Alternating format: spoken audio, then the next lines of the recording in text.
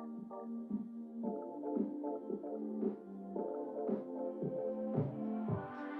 miss that sexy smile, looking forward to see you. I hope I will lose Hello. control. I get a little carried away sometimes. What can I say? This morning I was getting ready in my bathroom. I had the music there, and it was my warm-up. So, I could go for a while. But we do have a new intro that's going to be rolling in soon. Might miss this music a little bit, but it's cool. You're going to be excited. Rolling out, I think, in the next couple of shows, so you'll see that. All right, so let me tell you what we're going to do today. We have a busy, busy, busy show today. I'm going to lay out what we're going to talk about, what we're going to dig in on, and then I'm going to tell you who the show is brought to you by, because I care about your health and I want you in the best position to battle the matrix. We all know it's coming for all of us, so we better get healthy. All right, so today you saw me go after Vice's panel on femininity. You saw that, edited, creepy. Then you saw me dig into the Vice documentary on Andrew Tate that wasn't a documentary, and we all know now was a hit piece. I broke down how that was a hit piece and why and what their agenda was. And now we see a Vice panel on masculinity, or shall I say masculinity, emerge, because it was more in that vein. Let's just say that. So I'm going to delve into what they got wrong, if there was anything they got right, mostly what they got wrong. Topics like misogyny, gender as a social construct, Drew Follow style. Absentee fathers, they did address, which I think is very important. The reason why Tate rose to fame, I think, can be implied from some of what they're not saying. We'll dig into that. And why many of the men on the panel, I should say, sound like brainwashed products of modern feminism. They sound like they ate the stuff, they chewed it up, they swallowed it, and now they're just spitting it out. I'm also going to dig into a video of a woman. I don't know if you've seen this viral video of a woman in a gym. She goes to the gym. She's crazy. Let's just say that. She is a perfect example of toxic femininity. She's convinced that some guy is checking her out, making her uncomfortable. She's out of her mind. But she's very emblematic of what's going on with a lot of modern women. So I'm going to play that. We're going to stop and go. We're going to go through the text. A lot of people were covering the video but not looking at the text. The text was wild. I mean, it's just like a crazy house everywhere. And then I'm going to close with some stuff on the Matrix. You need to understand what the agenda is behind these new smart cities. Have you heard of these smart cities? My friend Glenn Beck did a piece on that. Very, very important. We're going to get into that. And I covered a bit with Justin Waller and Sterling Cooper the other day about the digital vaccine infrastructure that's on its way and why that's relevant. There were a couple of things I didn't get to talk about that day. I'm going to just dig in on that a little bit more, because we also have some updates coming in today about annual COVID shots that are going to be recommended for the public that the FDA says are really good for you. So we'll get into that too. Oh, man alive. All right, first I have to tell you today's show is brought to you by Casandrinos. This morning before I came, people asked, what do you eat before the show? Well, today I had some jerky. You know I had some beef jerky. And I had a beautiful avocado salad. And do you know what I drizzled all over that avocado? Casandrinos olive oil. I love that stuff. Sometimes it's so delicious, I'm not kidding, that sometimes I will even put a spoonful into a spoon and I will just eat it. Just take it right down. I'm not joking, because these are healthy fats. They're really important. Now, why do I like this company? Why did I partner with this company? I told you I was only going to partner with companies for that have products that I use in my own home. This is the only olive oil I use in my house. I'm Italian. I know my olive oil. Why do I use this? Well, it's completely family owned and operated. This is not some corporate structure where you don't know what's going on. You don't have insight. Family owned and operated, veteran owned and operated. And this is 100% farm to table. The reason I like this, first of all, it's delicious. You will taste the difference right away. That is my promise to you. Secondly, what sets this olive oil apart is that unlike olive oil that sits on the shelves all the time and oftentimes goes rancid by the time it gets to your house, it's compromised by the light that it's exposed to. It's compromised by inadequate storage facilities and what the temperature does to the olive oil. It's compromised by the fact that it's sitting on the shelf for a year plus sometimes before it gets to your house. This olive oil, you are guaranteed when you order it on the website that you are getting that season's batch of olive oil, meaning high nutrient density, all the antioxidants are super potent. It's not been compromised by any weather conditions. It's not been compromised by any light conditions. And I'm telling you, as somebody who has only had organic olive oil for the last 20 years, when I started eating this, not only did I feel better, but man, everything tasted so unbelievably delicious. So let me go through some stats on this. This is very important. They use pesticide-free farming. That means no nasty chemicals to mess with your health. We got to keep you as clean and healthy as possible. Every batch goes through 2 independent third-party tests for quality and freshness. You can see all of those certifications on their website. Peak antioxidant absorption because you're getting that olive oil in its freshest state. Olives are hand-picked. How cool is that? As opposed to a machine going around. You don't know what's going on. Hand-picked olives from Greece, y'all. Oof, delicious. Now, if you're worried about your diet, these are keto certified, these are paleo certified, certified organic, cold pressed to preserve nutrients, no nasty chemicals, farm to table. So listen, I have a special offer for you today. You're going to get 25% off of your order if you go and the code is Jedediah, but you can, in the description below, you can go and you can click on that link. It'll take you right over and it will activate that 25% off of anything. I love the olive oil. They also have some other cool products over there that you might enjoy. I'm telling you though, this stuff, not only is it good, it's healthy. I'm telling you, the Matrix wants you unhealthy. I am here to be their biggest nightmare. So join me in Casadrinos. Let's get healthy. All right. Vice's panel on masculinity. Let's start. Deli's here. By the way, this is a live show. Deli's here. He's going to be reading the chats, super chats. Get on in, get feisty. You will get read today. One announcement is the chat will be coming to me in the next few shows. At some point, I'm going to take over and I'm going to read those chats because I got to let you know what I find a little too feisty. Deli's very nice. I may not be so nice. So wait for it. Okay, let's get started. Let's go to 532. And I want you to just take a scan the panel, just physically, the type of people that they chose to have on the Vice panel, and we're going to dig right in. Let's go to 532. Historically, being a man was rooted in patriarchy and misogyny. And now we realize how harmful that has been over the years. And so we don't really know how to define where we're supposed to be. And I think the reason, as they're saying, is a crisis is because the box has gotten so small for just being, say, straight, just being a hetero, right? Because if you do anything, women judge you. What do you mean anything? If I dance a certain way, or if I wear my hair a certain way, if I dress a certain way, they go, real men don't do that. Real men don't do that. And so you get scared to move a certain way because you don't want to get judged or outed out of the accepted part of your community. And I think that kind of has us in an uproar and we don't know where to be. Like, where's the safe place to be for men? So we can stop there. First of all, in the second row, you'll notice there's a guy in a dress with makeup and all sorts of things going on. So, listen, I don't know what to say. And you will find out that individual does not identify as a man, but identifies as non-binary something. I don't know. There was a lot of words thrown around. It was like the terms were very specific, but it does not identify as a man. So I have to ask, if you don't identify as a man, what are you doing on a panel talking about masculinity? I'm just wondering. That was an aside, as they say. Okay. So right here, we have a problem. Right off the bat, what bothers me about the panel right away is, why are these guys so confused? Why are they allowing themselves to be so confused about how to behave? They right off the bat throw out the word misogyny. And that means misogynist is someone who hates women. There is this sense that throughout history, because there were more traditional gender roles in households and society, that somehow that translates to people as men hated women. That is just inaccurate. The vast majority of men did not hate women. What you had in society was an acknowledgement and a recognition that men and women were different. And a lot of people back then were very happy. You have a lot of deeply miserable people right now. You have women increasingly on medication. We talk about anxiety drugs, antidepressants. Stress is skyrocketing for people, contributing to chronic disease.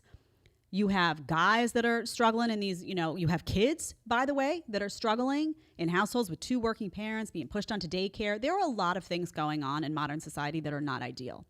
Nobody wants to talk about the reality that maybe having 2 parents working in a home and having all of these dynamics in terms of marital relationship shift as a result of modern feminism, maybe it wasn't all good that came out of that.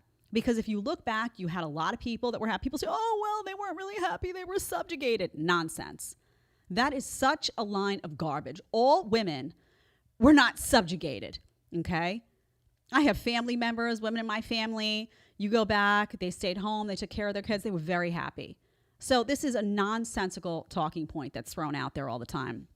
And this misogyny. Now you have men, grown men. And that guy talking, he's a strong guy. He looks reasonably fit.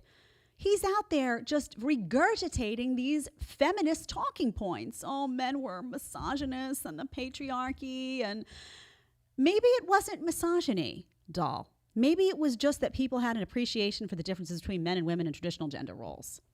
Maybe that was it. Unbelievable. But the key point here for me is that right off the bat, you have a very confused male population. And let me say this, guys should not be confused.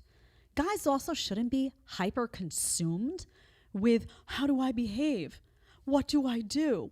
If I do this, if I don't dance right, is somebody not going to like the way I dance? I mean, these are telltale signs that you have completely lost your backbone and that you don't have a shred of masculinity left. Just live. Be confident.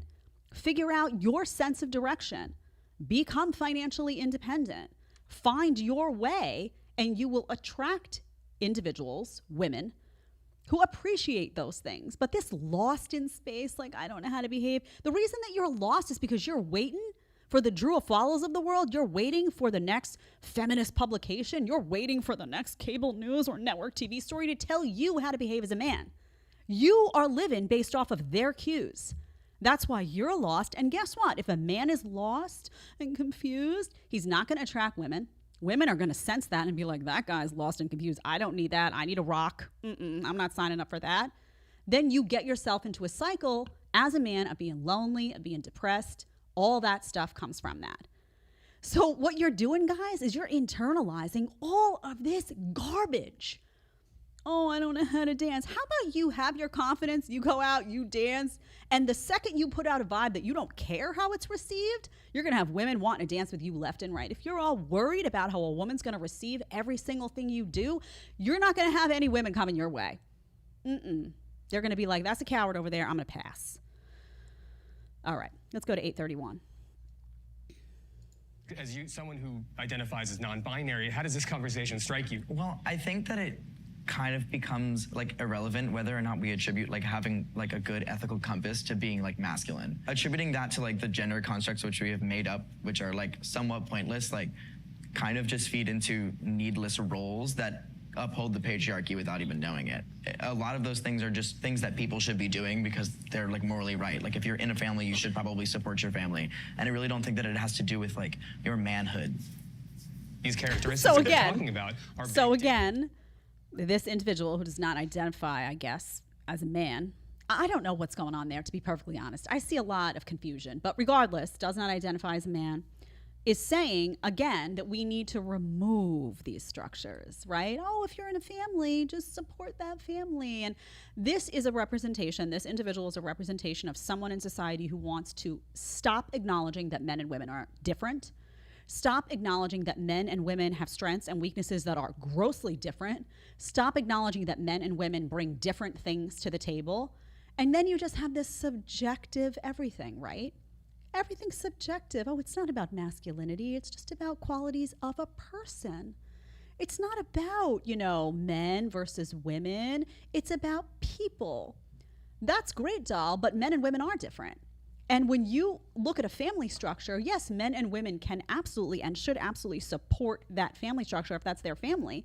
But men and women should support it in different ways because men and women aren't the same. Men and women have different strengths and weaknesses. Men and women don't bring the same things to the table. Men and women are intrinsically wired for different things. And if you don't access those differences, you're not going to have a complementary situation. You're going to have clashes. You're going to have pieces missing. All sorts of stuff's going to go haywire if you don't just simply acknowledge that men and women are best when they are complementing each other and expressing their differences and that those differences are accepted and appreciated. So this is just this guy. I don't know what to say. Is it a guy? I don't know what to say, but this individual, let's err on the side of caution, is just saying be subjective. I don't want to be subjective because facts aren't grounded in subjectivity. I'm going to pass on that leftist jargon.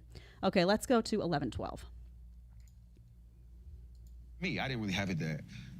And it made me feel a way, but I think that I always wanted one. And so I wound up at a certain age going outside and trying to find what masculinity was outside. And so I went on the corner, and there were 20 of us on the corner, and none of us had dads. We were all messed up, and so we all taught each other the wrong way to love, to be loved, and then I think in society there's way more people like that. And a lot of kids who don't have fathers in the home, excuse me, you're good, man. look for that father in the world or in a different way. Yeah. Okay, let's pause this for 1 second, because then we're going to have some debate that's going to come our way. This is very important, I think, and a very valid point about fatherless homes.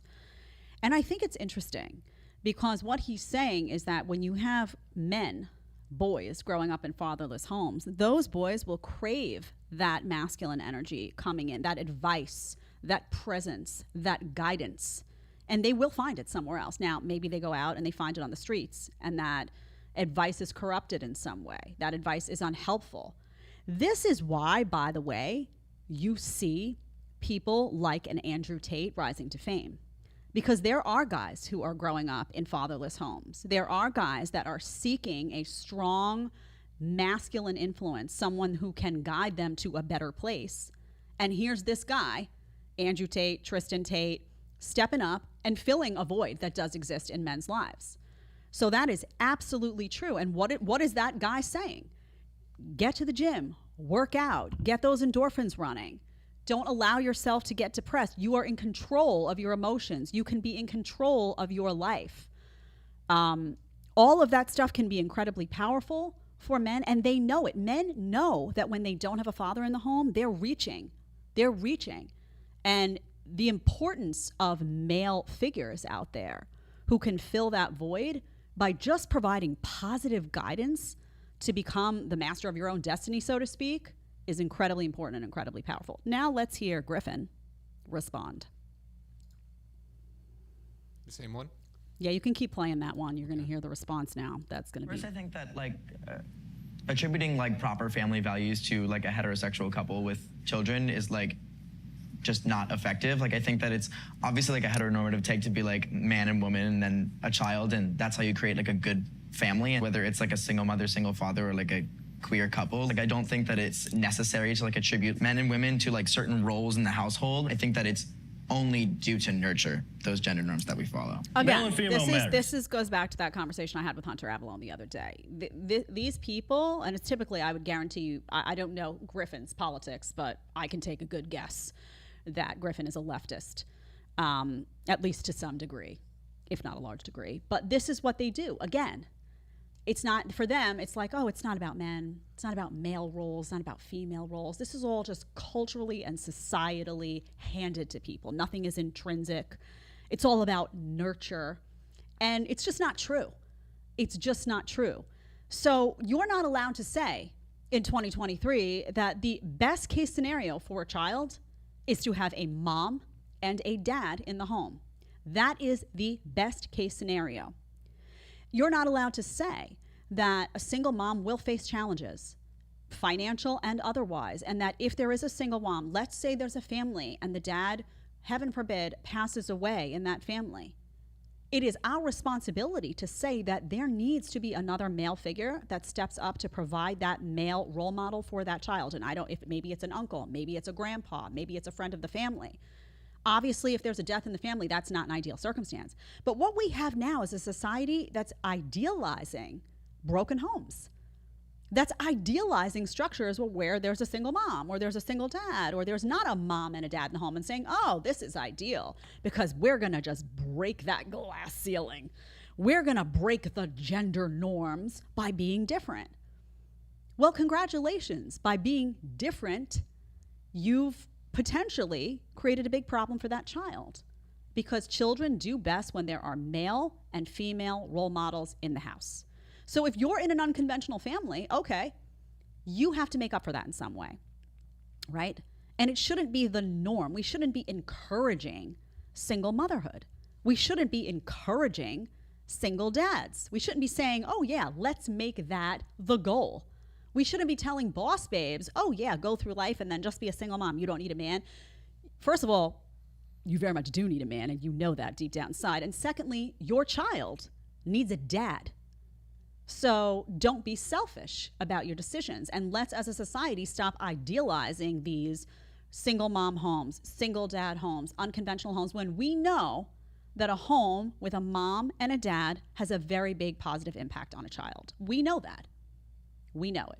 So again, there is a refusal to just face and acknowledge reality, because folks, particularly on the left, want this subjective flow of everybody's welcome, everything's inclusive, nothing's bad, and it's just not factually based. So are we gonna just live in the world, the wonderful Wizard of Oz, or are we gonna look at facts and try to create the best scenario for future generations? Make up your mind. Okay, let's go to 1405. Construct that benefits men. And so the responsibility that I've learned as I've gotten older is learning how to not enforce my power, learning over women, over people. You're saying that that role gives men more privilege, like an advantage and privilege. I'm saying that it is more self-sacrificing. I do not have free time. I do not have hobbies. I do not wake up during the day and do what I want to do, ever. I'm thinking about my wife, my kids, my business. But that's your decision, and that's not Okay, let's pause like that a mandatory. Because, you know, Griffin's going to weigh in. Okay. The argument here is that there is it starts off saying there is a social construct that benefits men, this individual claims. I would love to know what it is. What is the social construct that benefits men? Because as I see it, men in society have an enormous burden. They have the burden to provide. They have the burden to protect. And by the way, it's a burden that they welcome. They welcome masculine, confident, strong men want to do those things. But these things aren't easy. It's not like men are getting a pass in life. I was thinking about the other day, my husband and I we didn't get much sleep because the baby kept coming into the room. Hartley was not having a good night. He would just keep opening the doors, shut the doors. So we were like jolted awake numerous times throughout the night. You know how it is when somebody wakes you up sometimes. Hard to get back to sleep. So we had one of those nights. I was exhausted the next day, and when we were both very tired, admittedly, and when it came time for Hartley to take a nap, I was like, babe, I'm taking a nap. I'm gonna drop. I need to take a nap. Okay, babe. He said, you know what? You do what you need to do. I said, aren't you tired? And he's like, I am tired, but I have to get some stuff done for us. I have to, X, Y, and he ran a list of like what needed to be done, and it's just different. He has a burden of responsibility. You ever see like a car scene? I remember my parents used to drive cross country a lot. They would drive from New York to Florida as well. And I remember that my mom I would be in the back seat and my dad would be driving. And my mom would get tired. And guess what would happen? My dad would be up for hours and hours and hours and hours driving. And my mom would be, little nap here, wake up, have a nice stretch, maybe a little snack, right? We'd all have a little snack. My dad's still up, back in the car, driving more. My mom, maybe another little nap, and that's just the way that it is. And frankly, that's the way that it should be. But this idea that men somehow have it easy in life is just so inaccurate. It's grossly inaccurate. So there is a social construct that calls upon men to have a certain burden of responsibility, that if they are men who've lived the right way and to have command of their lives, they will welcome that burden. But this idea that like men have an easier life is just such nonsense. I mean, think about the people you know. It's just not true. It's just not true. Let's play Griffin's response there. We'll hit the play button on that same video. Thing of your masculinity. Well, if you believe that God is true, I don't. And you believe that He is God, then you do have that responsibility. What privileges are you referring to? Like, what privileges do men have? We've constructed this entire society to benefit us. Break it down. Like, what privileges exactly? Like, we talk about the wage gap, or if you look at Roe versus Wade, men controlling women's bodies. Even if there might be those privileges, there's also more men who commit. Again, this guy on the end, man, he just ate all the talking points. There is no gender gap. That doesn't exist. He didn't get that memo, though, because he was too busy. I don't know, maybe he's watching CNN, MSNBC, talking about the wage gap. He was like, oh, my God, that sounds so unfair. Men used to be misogynists. I have to right these wrongs by becoming a feminized man. Not good. You're going to be lonely being a feminized man, too, because women don't like that. It's not appealing to them. But over and over and over again, you see this reaction. Roe v. Wade. Roe v. Wade is men trying to control women's bodies. No, Roe v. Wade is not about men trying to control women's bodies. Okay? It has nothing to do with, the abortion rulings don't have anything to do with men. That is dealing with a human being growing inside of a woman's body and protections that can and should exist for that growing life.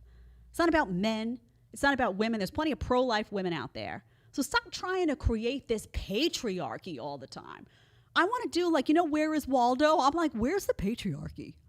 Where is it, honey? Where's the patriarchy? Is the patriarchy in the film and television shows where they paint men out to be morons and women sit and laugh and point, hee hee, oh, wow, look, it looks like my husband's so fat and useless. A bunch of like cackling hens. Is that where the patriarchy is? Where is it? Is the patriarchy when men go and bust their butts and work all day long and all night long to put food on the table and provide for their families because they want to, because they want to take care of their families? Is that the patriarchy? Where is this patriarchy that you talk about so much? I want to know. Where is Waldo? Where is the patriarchy? Nowhere. There is no patriarchy. It's 2023. Come on. Get a new talking point. Okay. What can I say? I get a little feisty sometimes. Again, too, Griffin, always trying to be like, it's not about men, it's not about... Yes, it is. Again, it is. Because, and I had this conversation the other day, people don't want to talk about biology, but testosterone fuels that ambition and that drive. I don't have, thankfully, would be a little odd if I did, the same testosterone as a man. I don't have that same drive. I don't. And I'm not going to. And if you force it by societal standards, if you say, you've got to keep up with the man, you've got to go and it's a man's world and you got to compete, you know what I'm going to be? I'm going to be exhausted and I'm going to be miserable, which is what you see all over corporate America when you talk to women. You do. Okay, let's go to 1445. We've constructed this entire society to benefit us. Break it down, like what privileges exactly? Oh, we did Like, we're this talking one. about the wage Okay, we gap, can go. or- I don't know if I can suffer through this guy regurgitating liberal talking points. So we're going to go to 16. Let's flip to 16. Gonna pick me up? Are you gonna walk on the outside of the sidewalk? Are you gonna open the door? Are you gonna pull out the seat? Are you gonna pay for the meal? Are you gonna be interesting during the dinner? Are you gonna be funny during the dinner? And then when you walk home, are you gonna drop me off? Are you gonna watch me walk inside? And then are you gonna text me after? And it's like trying to defuse a bomb. Like if you think you're like red wire, blue wire, and you're like one little thing and you're just done.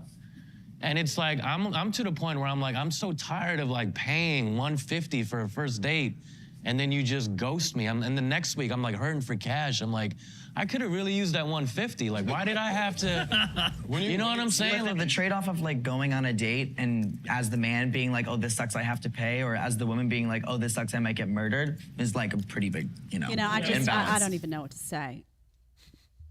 Ladies, if you're going on a date with somebody and in the back of your mind, you're like, I might get murdered. Why are you there? Again, this is the infantilization of women. So now I'm supposed to believe that women have no responsibility at all in this process. Women are they not adults at all? They can't screen a guy and be like, hey, I'm not going to go on a date with this guy. He seems a little sketch. No, they just go, and then what do? They sit at the 5-star restaurant while everything's getting paid for, and they're like, I might get murdered. This is a ridiculous assessment of what's going on in the dating world. It's this complete delusion. By the way, we're going to get to the chat after this. Are there chats? Do we have chats? Okay, we're going to get to the chat after this, just a fair warning. So it's ridiculous. And you know, it's interesting, this whole thing. Men used to do these things naturally, right? I remember my parents telling me a story. My dad and mom, when they met, lived in different places.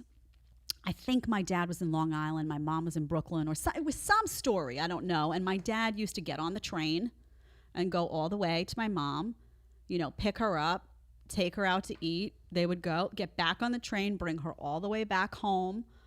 I mean, this was just how it was, right? Guys didn't see that as a problem. They saw it as just how it was supposed to be.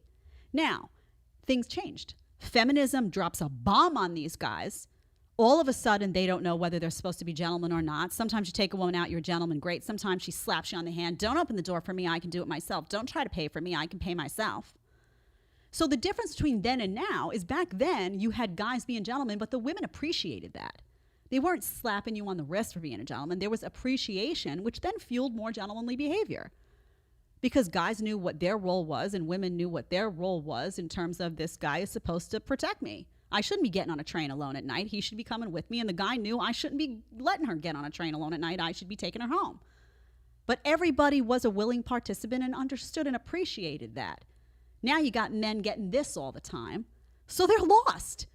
And you know what? I get what he's saying. You know, I do. In this day and age, you go out, you take a woman out, you do all these gentlemanly things, and then she ghosts you, disappears. It's a big joke.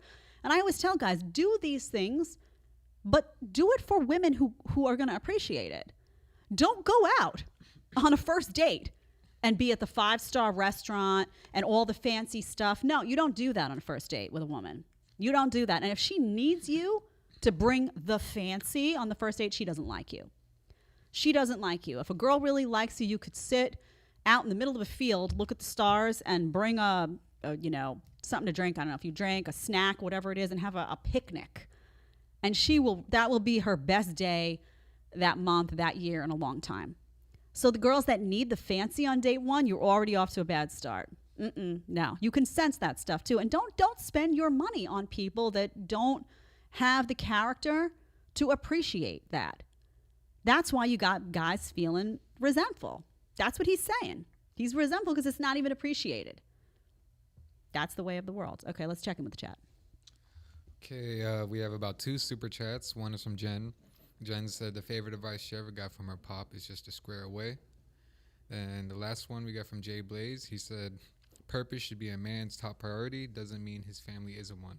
Woman's family should be her top priority. Doesn't mean she doesn't chase a career.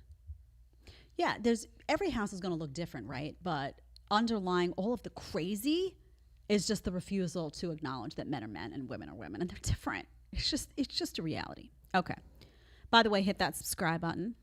Hit that like button. Don't be a stranger. Don't make me have to yell. Don't make Deli have to yell because, Deli's got, a bit of rage. I'm just going to say. All right, let's go to 1920. Absolute power corrupts absolutely. So, but that is, when we're talking about masculinity, that's what we've had. We've typically had that. We can do whatever we want, and we do it because we squeeze, we corrupt, we take. Historically, you take over things, places that you don't like, and you rape the women, and you take the gold, and you do what you want because you have that power. Now, when we see women have that power, we're like, whoa, she's literally just getting a taste of the power that men have had for centuries. Can someone do me a favor and find the history book that this guy read? I mean, according to him, all of the men were just, sexually abusive, and they were all, trying to enforce the patriarchy. They all were misogynists. They all hated women. This is ridiculous. Of course, were there bad actors that were men in the past? Yes. Is that representative of the majority of men? No.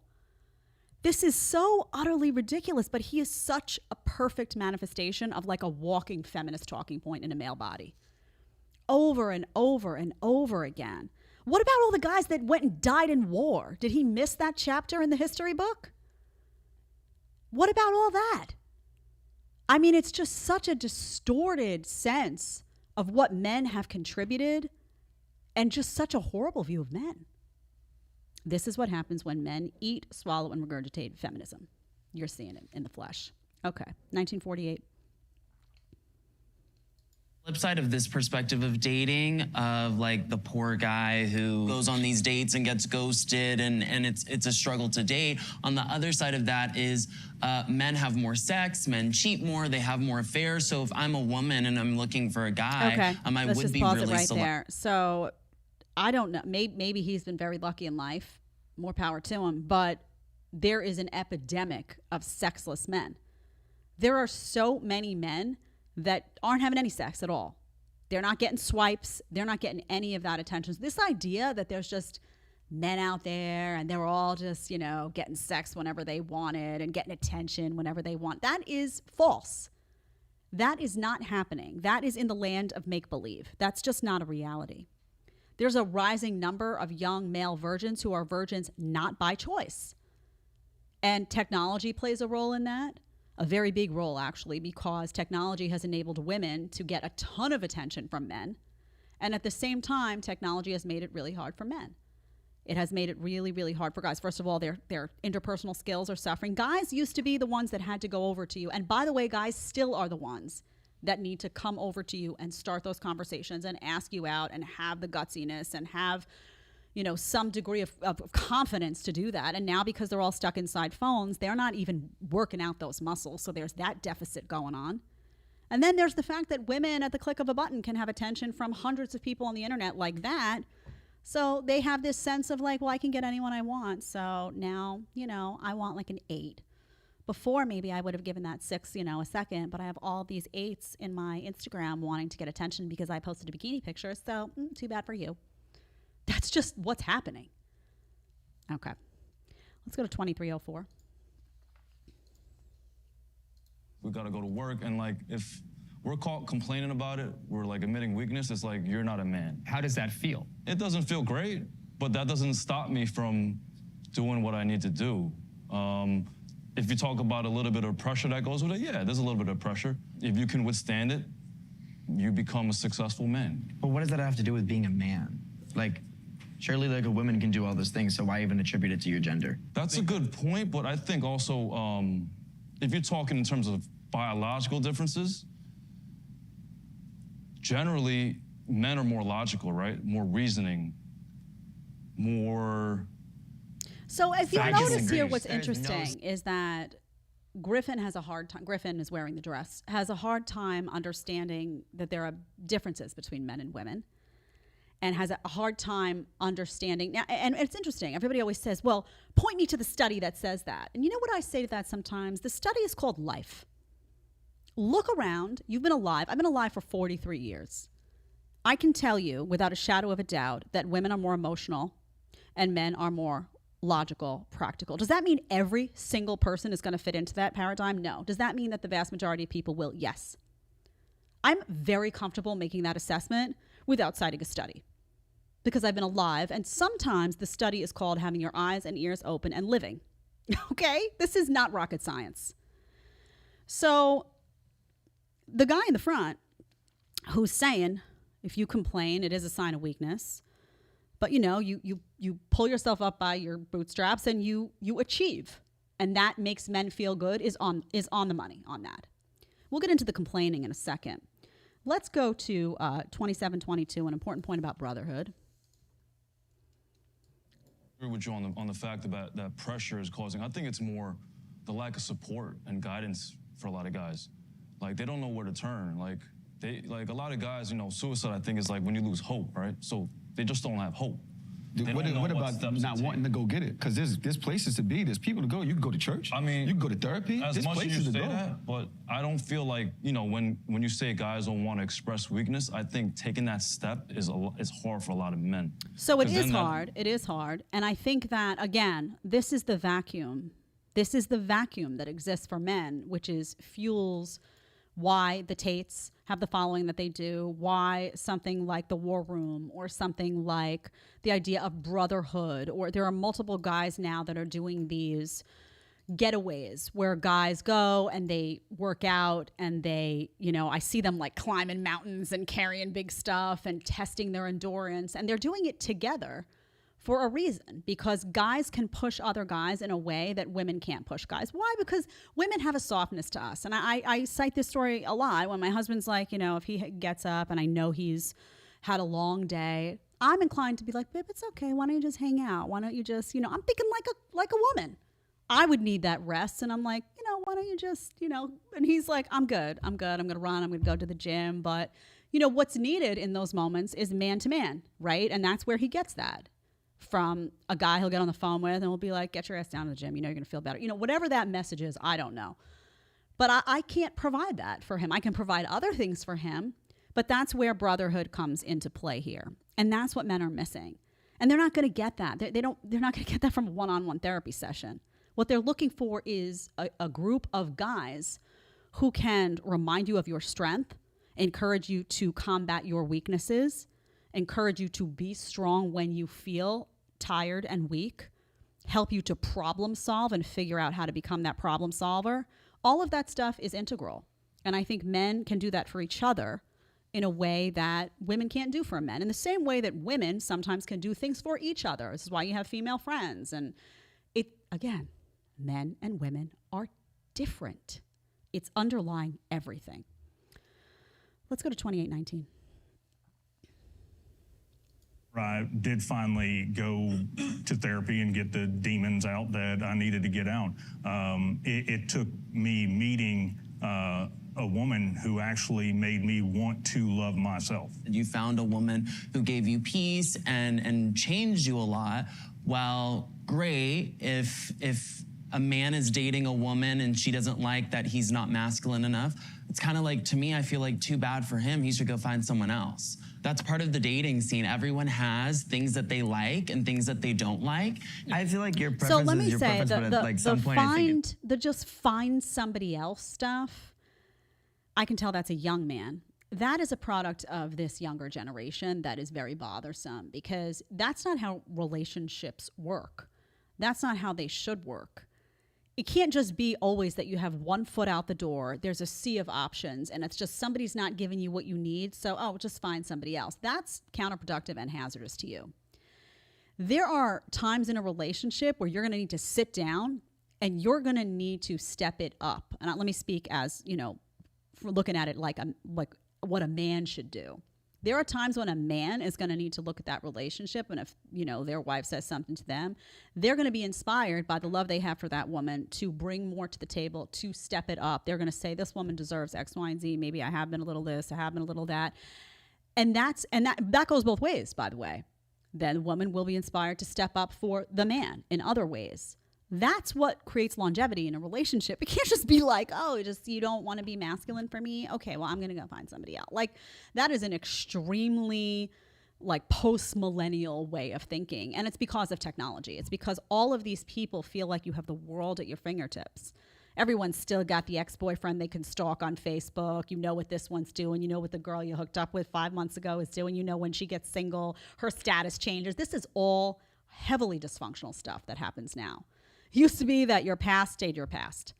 And then it was your present, and that present, if you wanted it to become your future, became your future. And the garbage from the past didn't recycle in, including on your phone or any of that nonsense. This is the way of the world now, and this is why people have deeply unhealthy relationships. Okay, 2930 is a very important point. Do we have chats? We only have one. Okay, let's get to that, and then we'll go to 2930. Gotcha. Okay. Rin Budin said, my father said, become a man when you've proven your own accountability enough that you can be trusted with the accountability of a spouse, children, and then the accountability of a society. Yeah, and that's true, right? You got to worry about yourself. You got to be able to take care of yourself, or you take care of somebody else as a man. That's 100% true. Okay, get on in that chat. Those super chats will be read. If you have questions, if you have comments about this or what's to come. Wait till you see this video, by the way, that's coming. Holy Mother of Earth. Holy Mother of Earth. Okay, let's go 2930. This is about complaining. Guys who complain to their girlfriend. How does that go? Let's see. 2930. And the bad dates I've had is when I'm talking about my problems, I'm complaining about something, I'm not gonna see that woman. If I'm projecting more strength, and I'm more charismatic, I'm positive, I'm probably gonna see that woman. So I think as much as guys, you want guys to be vulnerable, that doesn't work a lot of times. And I think it just comes down to that. That's what I'm saying. That's what it is. So it sounds like a lot of you are saying that. This is the lie that gets told to men too, right? You hear, women want a vulnerable man. They want a guy who shows weakness. They want someone who's going to be a human and show all that weakness. And then guys do that. And the woman's like, maybe we should see other people. Why? Because that guy who just let it all out and starts complaining and starts stressing out about work or money and starts just vomiting out stress, all of a sudden to you doesn't seem sturdy. Does not seem like somebody that you can lean on. And you're sitting there saying, well, if he's having a nervous breakdown, who's going to take care of me when I have mine in 3 hours? Because as women, sometimes that happens, right? Sometimes the emotions kick in and we just need to do what we do. But you need that sturdy guy next to you. So guys are saying this advice that they're getting from the feminist movement, from the women's magazines, from the network TV, whatever it may be, it's not good. Women don't want that soft, stressed out, share your anxiety and your stress kind of man. That's not to say that you can't be human and you can't have those stresses, but what women really want is a problem solver, right? They want someone who's not going to crack every time something happens. Why is that? Because sometimes we crack. I do. We want you not to. Somebody's got to not crack, right? Men and women are different. I should make a little recording. Men, you know how they like have those recordings that hypnotize people? I should put one of those out. Men and women are different. And just play that when some of these feminists are asleep. They'll wake up and they'll be like, what? Who said that? Did I? What? Little voodoo. Okay. Let's go to 3030. We have 2 more, and then we're going to get to the video on the girl. To be whoever you want without society telling you you have to be this way in order to fit in this box. Pressure is on like the body. Like pressure is to be buff, to like look good. There is a certain pressure, I guess you can call it, for guys to look a certain way, especially if they're trying to attract women. So I think it comes down to just men who look a certain way tend to look more competent. They can protect. I was just gonna add on to what you were saying. If a guy looks fit, if a guy looks strong, okay, as a girl, she's probably thinking, if I'm on the street and somebody tries to do something to me, I know that he can handle it. You know what's interesting about this? I don't need to play the full thing. They have this conversation about, you know, men's strength and what it means to, you know, why it's important. You're a guy, you go exercise, you read as physically able to protect your woman, all this stuff. And nobody has a nervous breakdown on the panel. If that had been said on an all-female panel, it would have been like, what? You're body shaming me. What do you mean? Are you saying that obesity isn't healthy? Why would you say that? Does somebody have a tissue? It would be a meltdown of drastic proportions. But it's interesting that all the guys here can actually get on board with just the factual reality. There's even one guy that jumps in and says that he had trouble getting a girl because he was too skinny. He's just like, yeah, they would say you're too skinny. But he's not having a mental breakdown about it because he knows that skinny isn't attractive to women in many respects because they feel like then you're not sturdy for them. They feel like they can't lean on you in the same way. And they're worried. They're walking down the street with you. You're real skinny. You don't exercise. You're not athletic. All this. Somebody comes out trying to cause trouble. Women don't want to be the one to have to say, honey, just stand back. I got this. And if they do that, y'all are in trouble. All of you. So I just thought it was interesting that you didn't have an emotional breakdown in the male panel like you had on the female panel. Isn't that shocking? Here comes the hypnosis read. Men and women are different. I'm telling you, I can make a lot of money off that. Just saying. Okay, let's go to our second topic. Get in the chat. Don't forget, first of all, hit subscribe, hit like, get into the chat. No, we're going to go to number 2, Deli. We're going to get off this video that's driving us all crazy now. We've seen enough of Vice. Bottom line is that Vice cajoles to tell me about your story. Just stop it, man. Honestly, that moderator too is just like rah, rah, rah, rah, sometimes. All right. Vice does what Vice does, right? Does what it does. Okay, let's go to number 2. This girl, this went viral. Don't even start. Girl is in the gym and she has a little something set up to record, right? You ever seen these girls in the gym, by the way, with the tripod set up? I mean, just come on, doing everything but exercise. Anyway, she's got this set up and she's trying to make a point. So the title is, This is How to Not Approach Girls at the Gym. I may pause this as we go so I can tell you what's going on the screen. So let's see what she does. Let's go. How to not approach girls at the gym. I hate this. I hate when there's ladies. It makes me so uncomfortable. Feral, like fucking feral. She's talking about that guy in the back. There's mirrors everywhere, so it's like you can easily catch. Let's pause this for a second. It says contemplating screaming bloody murder to make him go away. She's talking about that guy in the back. Okay, there's a guy in the back who's just doing this, right? Pay attention to the guy in the back and her unhinged reaction to it. Let's go. Nothing.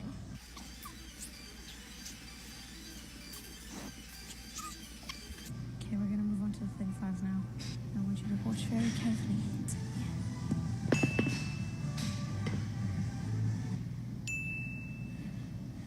Just watch. out. And these are the rates.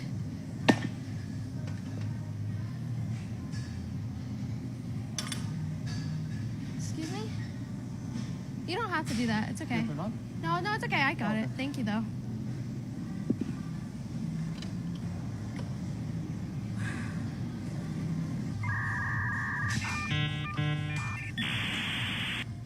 See what I mean? All right, here we go. Let's go to the gym with girls. Let me go with some girlfriends. This is ridiculous.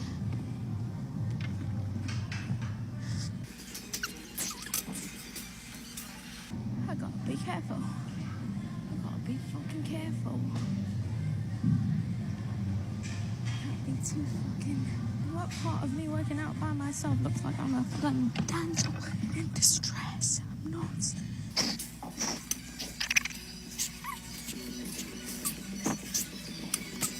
Okay. I feel unsafe. Unsafe. I'm glad I let it run. Does she look unsafe to you? Okay, so let's just say straight up, this woman is unhinged. She's unhinged. She is so committed to this talking point that she is hungry to be harassed so she can make a point about it. Nobody in that gym was harassing her. Maybe the guy was looking at you, honey, because you had a camera on and he was trying to figure out, what is she doing over there? Is she recording? Sometimes I'll go to the gym and I'll see these women, giant tripods, pretending to do a squat that they usually do wrong so that they can get the perfect angle. They'll do one squat. No, I didn't get it. They're only doing it for the camera. And sometimes I'm looking at them like this for a while. Like, is this really happening right now? Maybe that guy was just curious. Like, what's going on over there? She looks like she's talking to herself.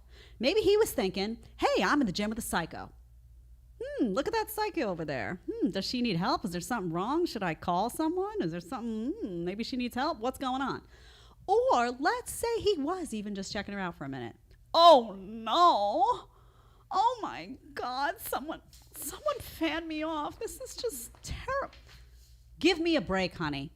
Give me a break. Now, what are some of the things she says? She says she feels unsafe. How do you feel unsafe in the gym?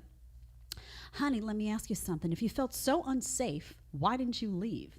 You felt so unsafe that you had time to record that whole video. Interesting. Liar. Here's what it says on the screen, by the way, in quotes. I hesitate to grab my weight because him standing directly in front of me made me extremely uncomfy. I like the abbreviation of uncomfortable to uncomfy. Really gives it a little edge, don't you think? You felt so uncomfortable. Why didn't you move? Why didn't you move? You felt that uncomfortable, but you stayed in that spot the whole time. And don't think we don't know that you wanted him to walk over so you could get another sound bite out of it. She says he was only working out behind me to go up to me because I was at the squat rack all the way in the corner of the gym to avoid weirdos like this. She even says at one point that she needs an all-female gym. Well, why don't you belong to an all-female gym, I ask? Why? It would be a really quick fix. Go to an I guarantee you, by the way, honey, you go to an all-female gym, there will be somebody there that will be looking at you just because you're acting weird. If you start recording yourself, they might turn around and glance at you. Is that harassment from women too? You're going to start shouting that all the women want to sleep with me too? Must be too sexy. There's something wrong with you, girl. There is something wrong with you. She then says, what if I just ripped his pee-pee out of its socket so he could never reproduce again? This is why I don't want kids. Natural selection, better take those weirdos out. He's going to jail for staring at an underage 21-year-old.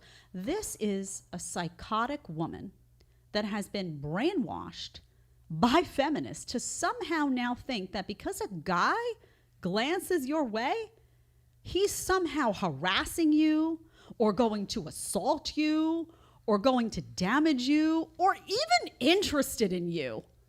How do we even know he was interested in you? Like I said, maybe he was just looking at her because she was acting real weird. I don't know about you, but when I walk into a space and I see somebody out loud talking to themselves, I might glance their way and be like, maybe there's a psycho here. Okay, whatever. Maybe that's what was going on.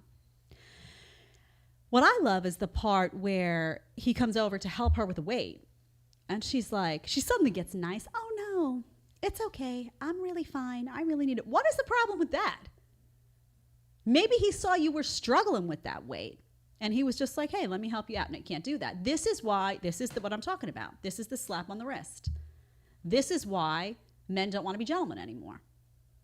right? And now you'll have another girl in the gym. Fast forward 3 days, she'll be doing that, and the guy won't help her, and she'll walk out and make a video. She'll be like, I was in the gym. You see this big guy behind me?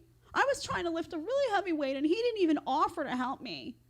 And now that guy will be painted as bad. In the meantime, 3 days before, he went to help some woman, and he got this, because she was like, I can do it myself. I don't need you. Do you see the mixed messaging that goes to men these days? They don't know what to do anymore.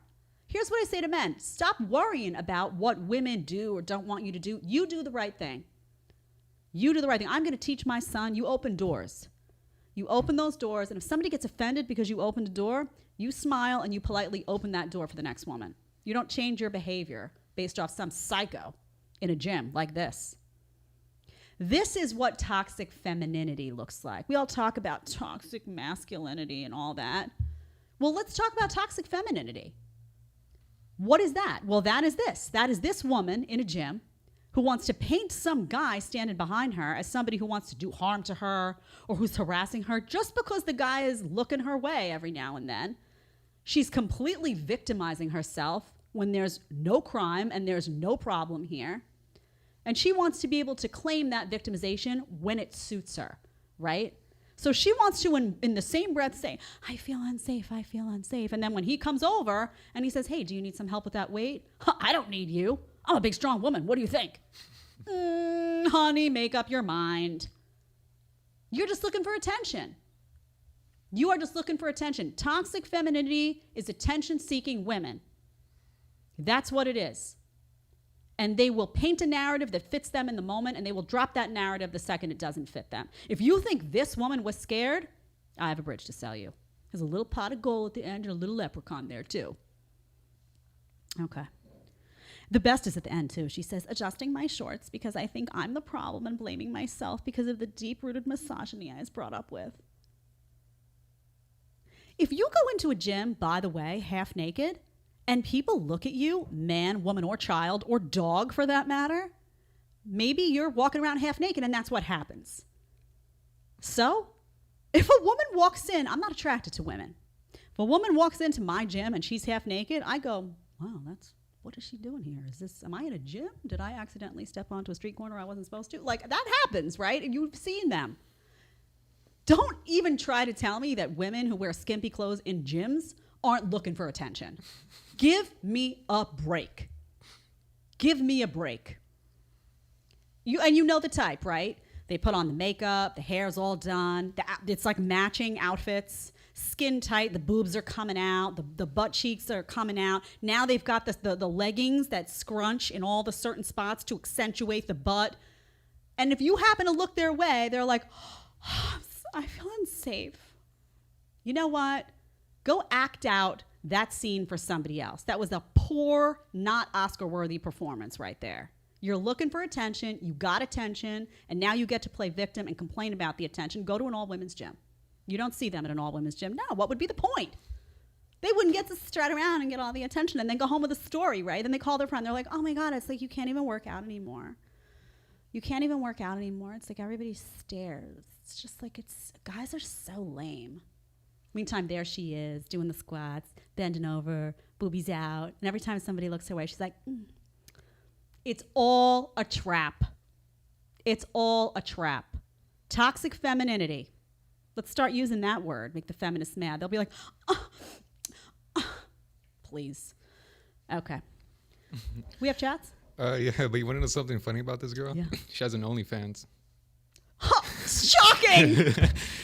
I tell you, I am so surprised. And you know what? If you go on there, I bet she got a different attitude too. I bet she's got a different attitude. She'll be on there and suddenly, because then it's about taking your money. People should go on there, not give her money, and be like, I thought you didn't want attention, honey. Bye. It's all an act.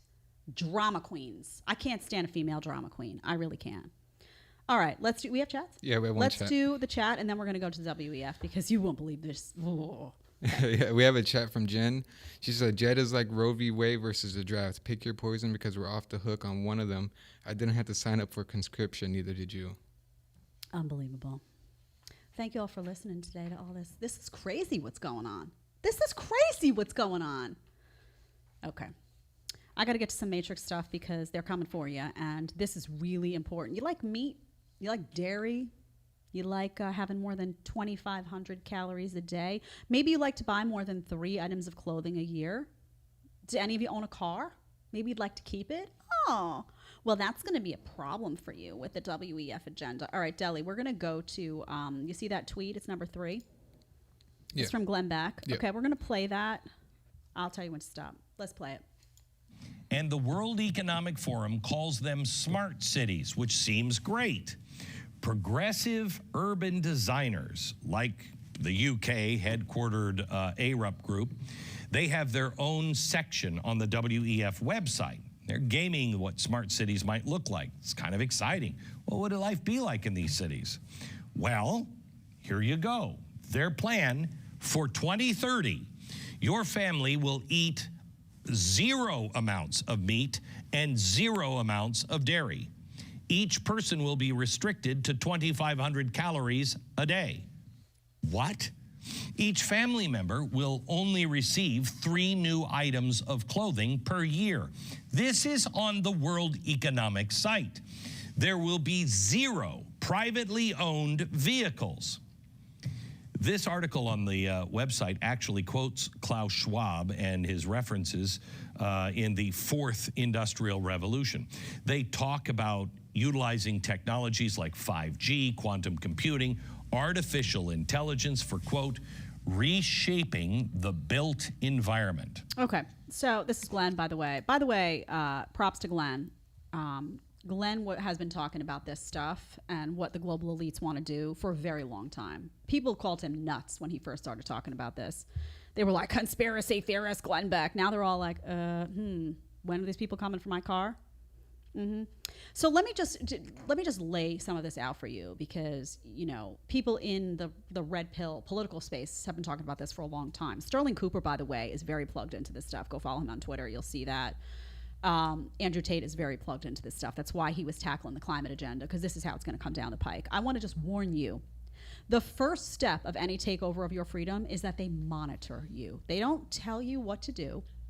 They just monitor your behavior. And they say, no, this is just to offer advice. This is just to help you get on a better course. We're just going to offer some tips for you.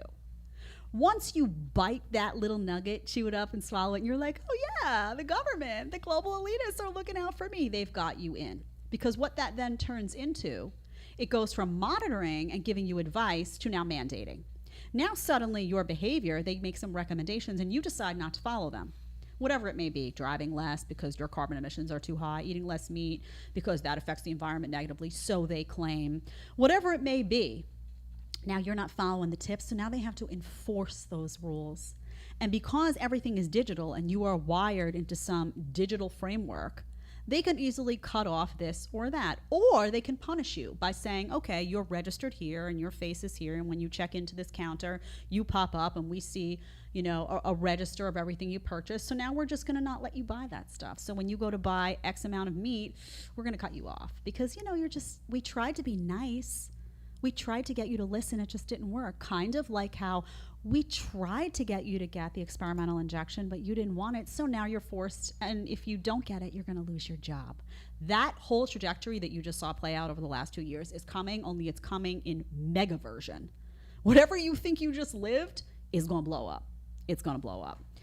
And before you know it, then you've got central bank digital currencies, you've got banks connected to things, you can't access your money if you're doing something that they don't like. And one thing that was really interesting, when you saw that Tate interview with PBD, you saw him say that when he got cut off by the YouTubes or the TikToks or whatever it was, all of a sudden it was like he couldn't get into his bank accounts, he couldn't get into Airbnb, Uber. I mean, it was so connected on such a broad scale. So just think about that. If something were digital and they had your face and they had a report of your entire life as it plays out day to day, what happens when you misbehave?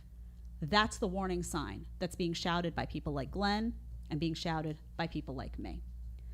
Okay, there's one last thing I want to touch on, then we're going to wrap for today. I did this the other day. Former Prime Minister Tony Blair was talking about a digital infrastructure. I just want to play it one more time. This needs to be drilled into your head, because we also saw news today that the FDA had come out. As far as I can see, Disclose had this. Let me just make sure that I quote it right. I don't know if I grabbed it the right way, but they came out and said that the FDA was recommending an annual COVID shot. So let's just play this from Disclose. This is the last one, Deli, on your list. I'm going to play it again. I played it the other day, but I didn't have a chance to individually respond to it. So let's play it. You need to know who's been vaccinated and who hasn't been. Some of the vaccines that will come on down the line will be multiple. There'll be multiple shots. So you've got to have, for reasons to do with the healthcare more generally, but certainly for a pandemic or for vaccines, you've got to have a proper digital infrastructure, and many countries don't have that. In fact, most countries don't have that. So their biggest fear, the biggest fear that the World Economic Forum has, is that there are going to be people that will not comply. Their biggest fear is your fight for freedom. Their biggest fear is that you will make individual decisions for yourself and you will not follow their orders. So this digital stuff is absolutely key, because without it, they can't enforce anything. Without it, they can't mandate that you do something. Without it, they can't control your life. So I don't care if you're talking about carbon emissions and what's safe and effective as far as they are concerned. I don't care if they're talking about an experimental injection, a series of injections, whatever they may be, and what's safe and effective as far as they're concerned. This is not about those individual things. This is about the desire to control you from the outside in. And if they have a digital process whereby they can restrict your movement, your behavior, and your decisions with the click of a button, you are done. You're done. So you better resist this stuff. And it's not conspiracy theory. It's happening already in many places. You already see this, by the way, in places like China. In places like China, in school cafeterias, you have kids that roll up to get their food, and it takes a picture of their face. And it tracks their facial growth and their progress year to year to year. And guess what happens when Mary Jane decides that she doesn't want to do X, Y, and Z? They find her and they make her do it, because there's consequences if she doesn't. Do you want to live like that? So that's what we're up against. When we talk about the Matrix, people say, oh, Dad, who's the Matrix? You know, Hunter Avalon was like, oh, what do you think? There's our cabal? This is a group of very powerful people, very well connected to governments, very well connected to pharma, very well connected to other very powerful people that want your life to be theirs. Resist it. Resist it, because a lot of y'all didn't resist it last time around, and look what happened. Okay. Any more chats? Okay. We're good for today, guys. Thank you so much for being here today. I appreciate it. Hit that subscribe button, hit that like button, and also I have a special space for stuff that I post. In fact, this morning I was getting ready. People were asking me if I do my own hair and makeup. I was like, yeah, this is not, I don't want to deal with any of that stuff. This is natural, like me to you. And I filmed myself in my bathroom. I was like, here, I stuck it on my locals page. Bila.locals.com is a place you can go to support me. You can go for free and just become a free supporter. You get behind the scenes content from stuff I do before the show, stuff I do after the show. Sometimes there's extra selfies, pictures, stuff from family. Sometimes I'll go live at night just because I'm bored. I want to talk about some stuff with y'all. That is my hub. You can pay as little as $5 a month for extra supporter content. You can pay more if you want. That enables me to guarantee you that you are getting content that is unfiltered, that is uncensored, that no matter what, my projects will hit your ears. So thank you, Bila.locals.com if you want to be there. It's a cool space anyway. And it's Locals is, by the way, owned by the Rumble folks, so it's a free speech zone. Got to support our free speech friends. Thank you so much for being here today. I will be back on Wednesday. Keeping it feisty. Bye.